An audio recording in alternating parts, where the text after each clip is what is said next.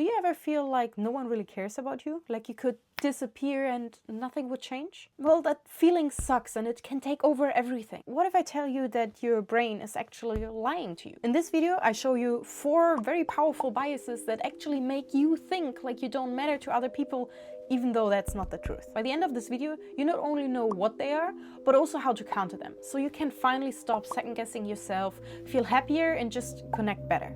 So, let's start. What's important to first clarify is that those biases aren't bad. While the feeling itself sucks, they are there for a reason. So having them is not a failure or a mistake by you. They are actually there to protect us, save energy, and just in general make it easier for us to navigate social situations. However, the thing is that those biases are very powerful.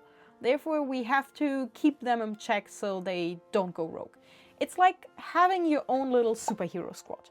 Very powerful, going to protect you, but if you don't handle them well and navigate them and keep them in check, they might go rogue and turn into villains. We all know the quote, either you die a hero or live long enough to become a villain.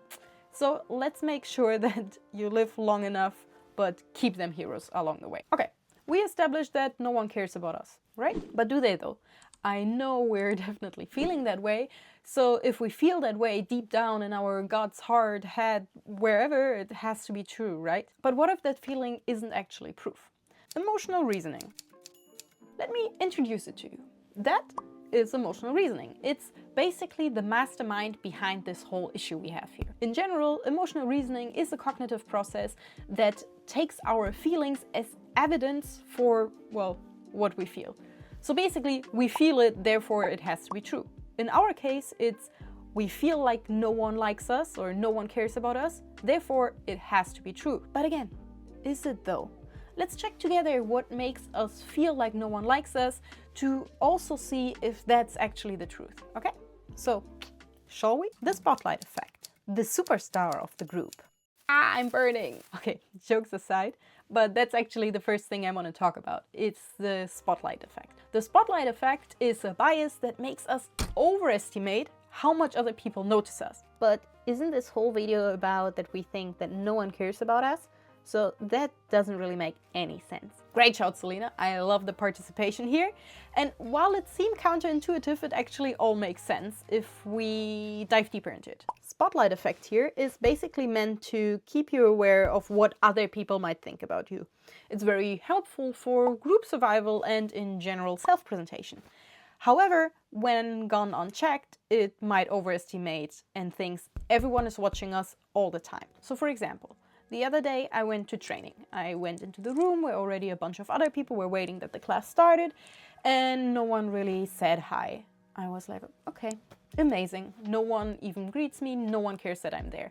I even slowly but surely sneaked towards a group that was already talking to kind of get involved in the conversation without being awkwardly there and just say hi. I just hoped to blend in and then be part of the group. But again, no one really acknowledged me and I felt again really shitty. No one cares about me, right? But then, just as I finished the first ride down the negative spiral, someone turned around, startled, and was like, oh, hi!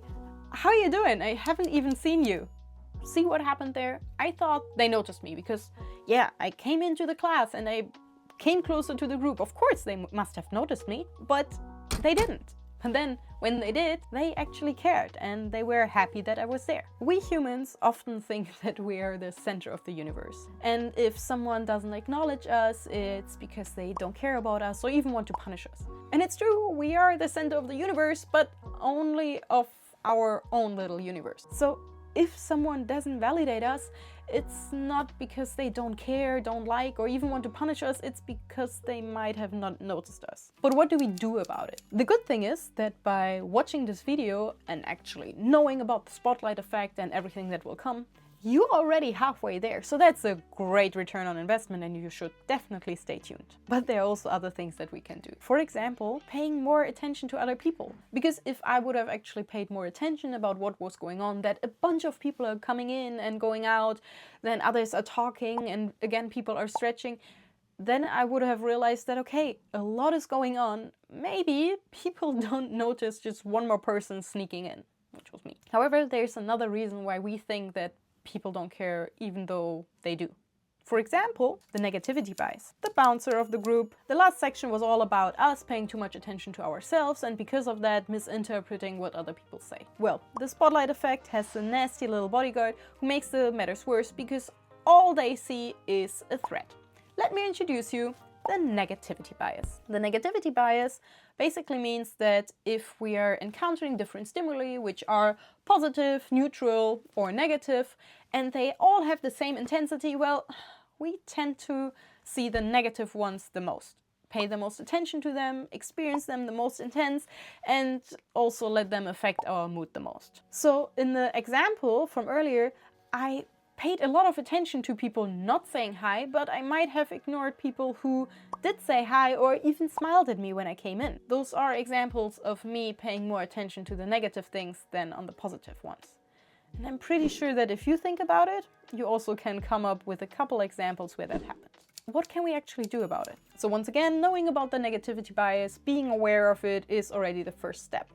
But there's more. For example, you can put effort and emphasis on the positive things. I'm obviously not talking about toxic positivity that only sees unicorns and rainbows everywhere. I mean the realistic and small things that actually happen but very often slip our mind. So for example, someone just smiling at us, or a friend checking in, hey, how are you doing? Or even being added to a group chat, because all of them mean that people notice you, care about you, and, you know, that you matter to them. Sure, now you might come up with excuses like, yeah, but my friend actually wanted something from me, so that was the only reason they checked in with me. Or everyone gets added in that group chat. Oh, I knew you would say that because I know what actually makes you say that.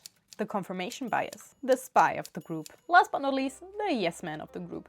You can imagine it as, let's say, a spy. The only issue with the spy is that it's blind on one eye and actually only gives you the information that you already think they are true. What happens is the moment that you think that no one cares about you, well, the spy actually brings you a bunch of information that just supports your argument. That's why you came up with a lot of good reasons of why people smiled at you, why they checked on you, or why you got added to the group chat. None of which actually told you that they cared about you, but all of which supported the argument that, yeah, they don't care about you, it's just a coincidence, accident, or they actually want something from you. I would say this one might actually be the hardest hero to tame, because they sneak in the information everywhere and you can never really be sure about if what you think and the information you are basing that on are actually true or not. So here, one of the easiest things might be to actually look for help from the outside. Sure, critically reflect on the information helps as well, but the easiest is to have a second opinion. So for example, the realization and reason for this video was that after a shitty day in the gym, I actually talked with a friend who goes to the same gym. I told them about my negative experience and how I feel like no one really cares there about me. And they were genuinely surprised, because they said that all they see is that I'm always talking to different kinds of groups and people actually check on me when I'm not there. All of which I didn't see simply because my hero squad might have gone rogue. Remember, they are not evil, but they are powerful. So if they go unchecked, they might skew with your perspective of how other people care about you. Keep them in check and you have powerful team members on your side. And if you're interested in more cognitive biases and how they skew your perspective on social interactions or just how you see yourself, maybe check out these videos and tell me what you think about them. See you next time.